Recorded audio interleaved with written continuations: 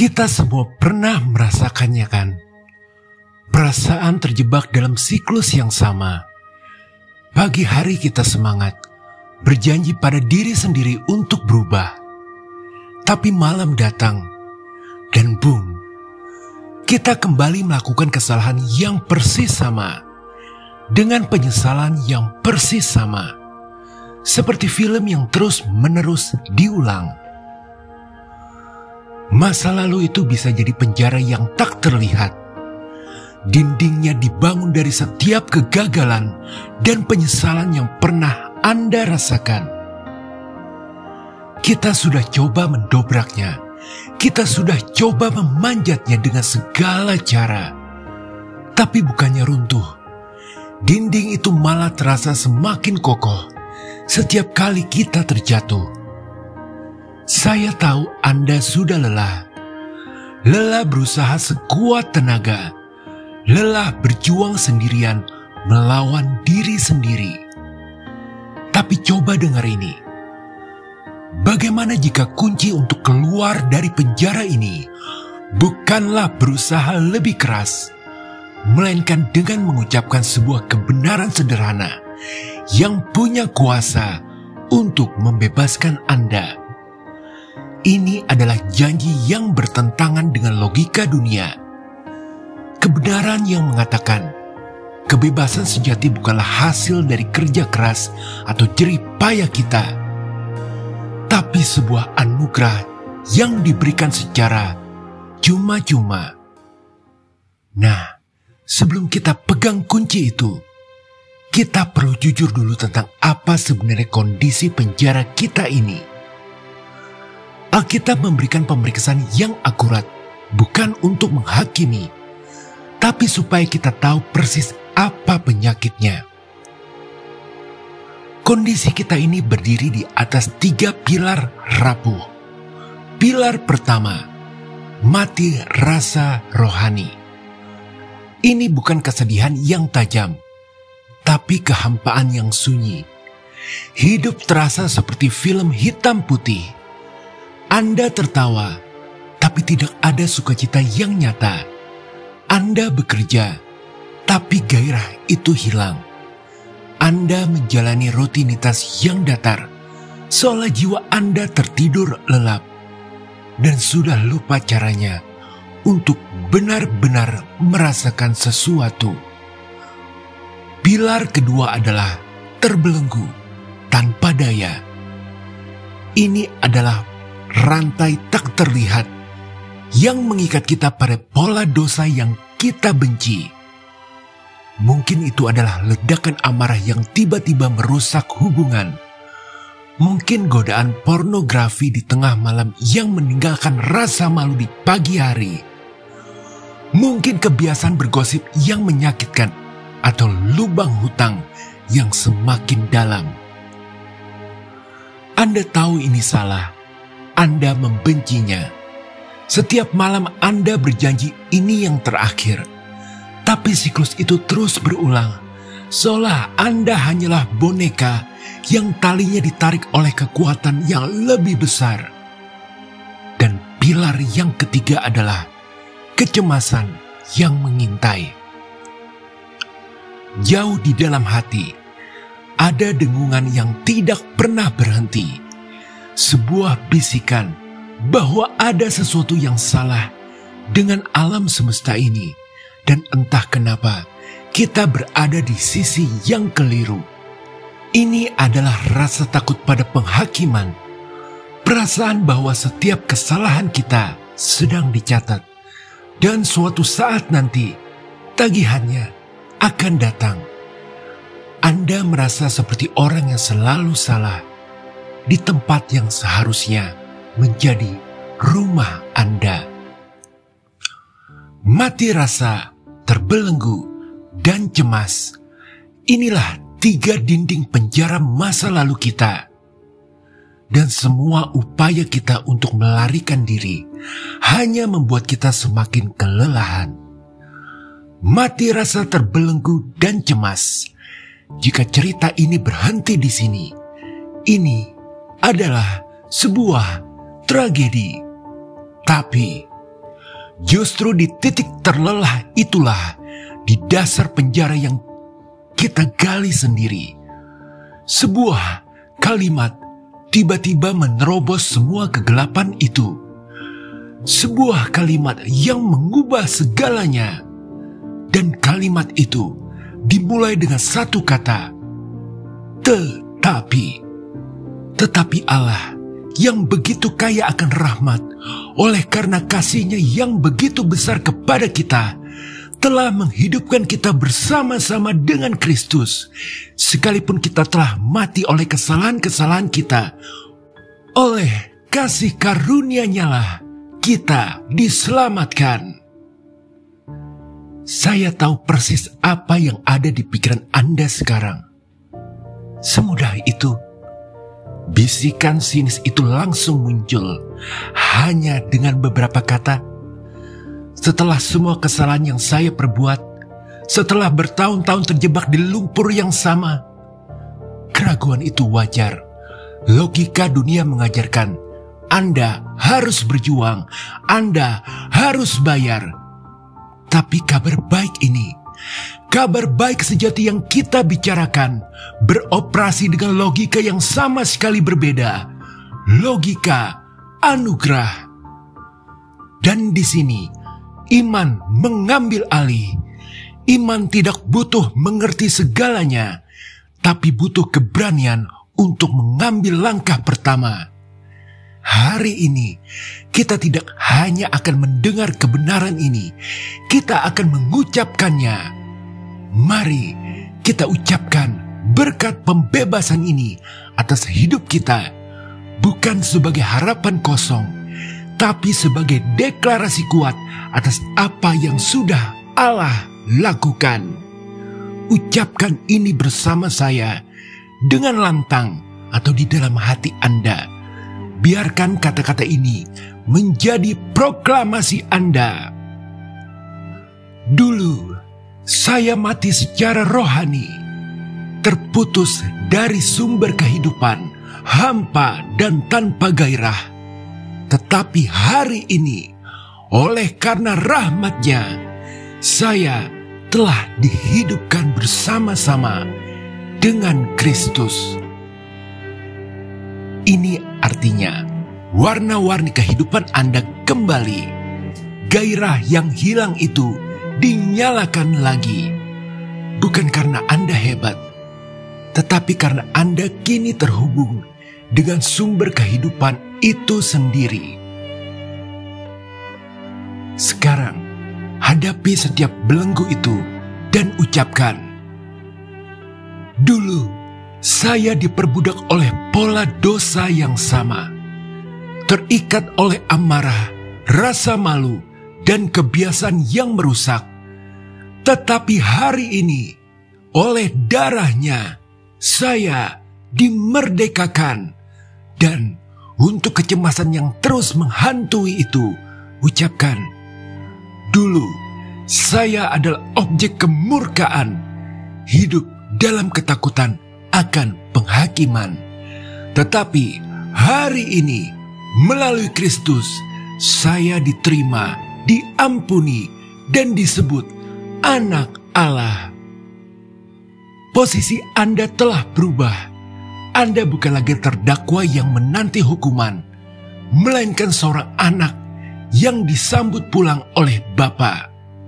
Apakah Anda merasakannya? Ini bukan sekedar kata-kata manis. Ini adalah proklamasi identitas baru Anda yang sah di hadapan surga. Status Anda diubah secara permanen. Jadi, dengan segenap iman yang Anda miliki saat ini, sekecil apapun itu, kumpulkan kekuatan Anda dan deklarasikan ini dengan lantang. Saya bukan lagi orang lama. Saya adalah ciptaan yang baru. Anda baru saja membuat deklarasi besar. Ada harapan, ada semangat baru.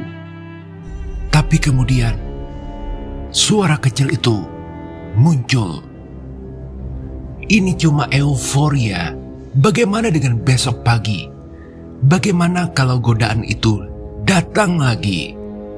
Bagaimana kalau Anda kembali berhadapan dengan situasi yang sama, kelemahan yang sama?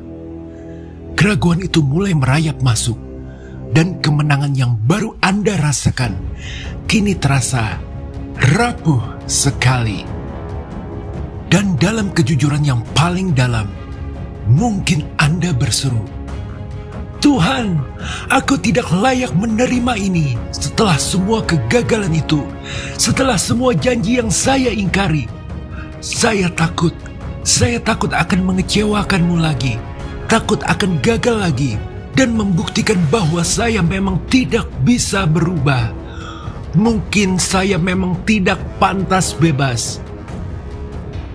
Dan di titik terendah itulah, saat Anda mengakui, "Aku tidak layak," justru disitulah pencerahan sejati datang.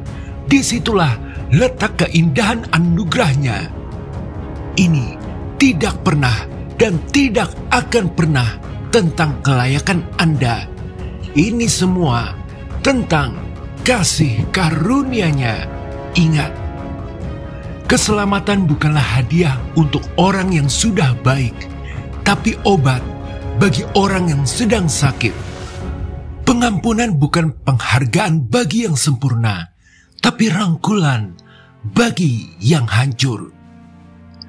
Sekarang Anda mengerti, kuncinya bukanlah mengucapkan mantra ajaib dengan kekuatan tekad Anda. Kuncinya adalah membuka tangan dan menerima hadiah yang sudah disiapkan untuk Anda.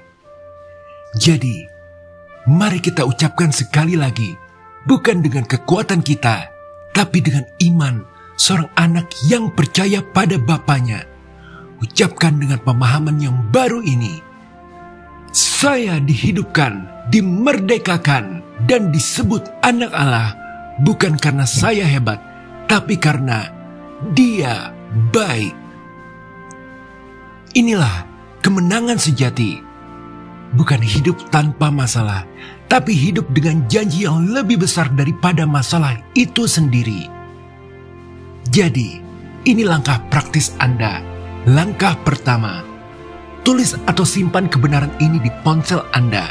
Saya adalah ciptaan baru dalam Kristus.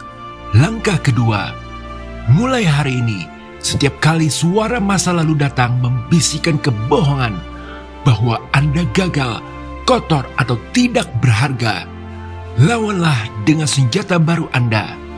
Bacalah, ucapkan, dan deklarasikan siapa diri Anda yang baru di dalam Kristus, sampai kebenaran yang jauh lebih keras daripada kebohongan masa lalu.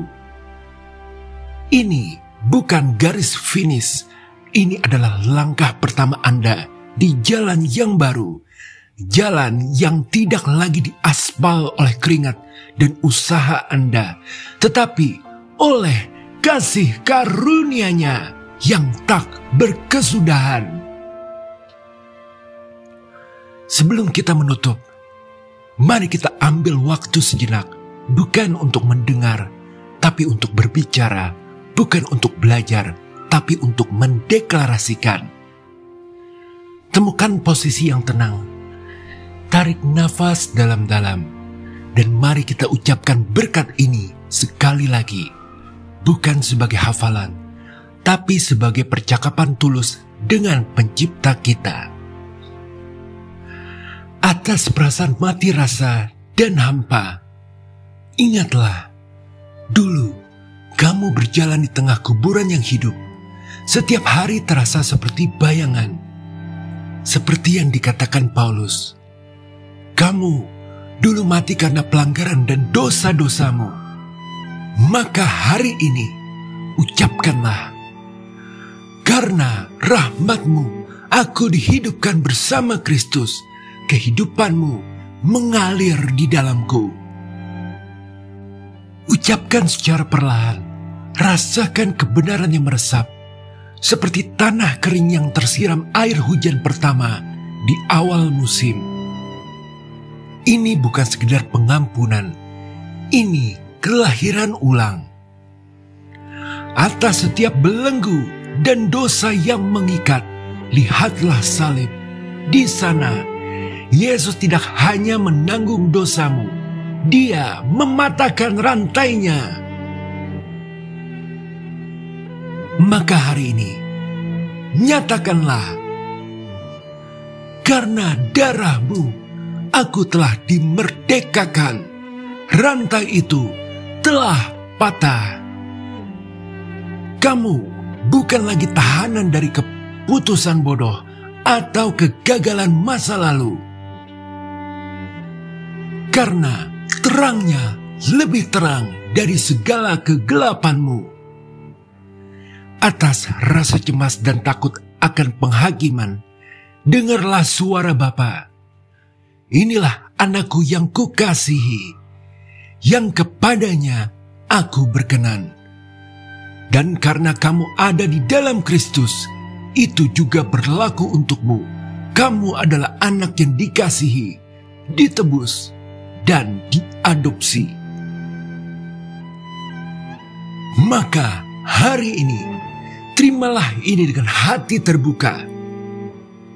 Karena kasih-Mu, aku adalah anak-Mu yang dikasihi. Statusku aman di dalam-Mu. Identitasmu bukan dibangun di atas apa yang kamu lakukan, tapi di atas siapa kamu di dalam Kristus.